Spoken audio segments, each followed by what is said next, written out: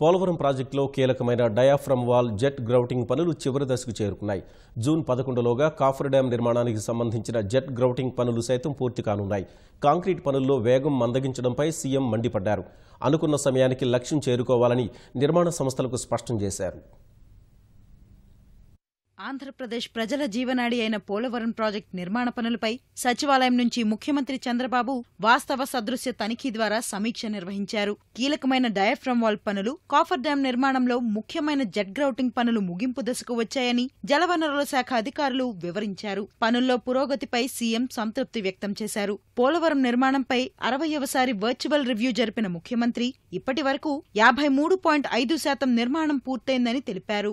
పోలవరం కుడి ప్రధాన కాలువ 89.6%, ఎడమ ప్రధాన కాలువ 59.6%, spillway, spill channel, approach channel, pilot channel, left flank మట్టి పనులు 73.2% పూర్తయ్యాయని అధికారులు వివరించారు. Spillway, stilling basin, spill channel, concrete పనులు 21.83% మేర పూర్తయినట్లు తెలిపారు. గోదావరి కుడిగట్టు నుంచి డయాఫ్రమ్ వాల్ నిర్మాణం 91% మేర పూర్తయిందని తెలిపారు.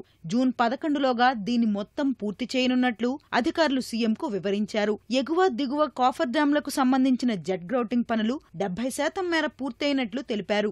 ఇప్పటికే రేడియల్ గేట్ల ఫ్యాబ్రికేషన్ పనులు కూడా 60.28% వరకు పూర్తి చేశామని వివరించారు. ప్రాజెక్టు నిర్మాణానికి సంబంధించి కేంద్రం నుంచి ఇంకా నిధులు రావాల్సి ఉందని జలవనరుల శాఖ మంత్రి దేవినేని ఉమామహేశ్వరరావు అన్నారు.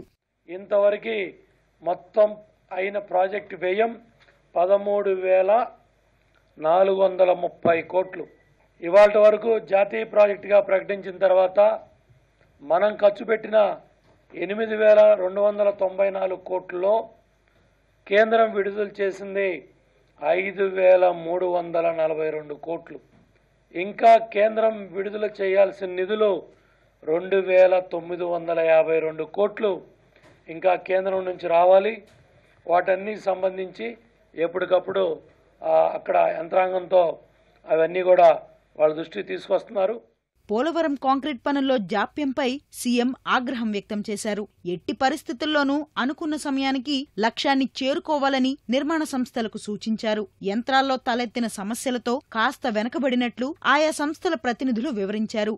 ఏ నెలకు సంబంధించిన లక్ష్యాలను అదే నెలలో అధిగమించాలని చంద్రబాబు ఆదేశించారు.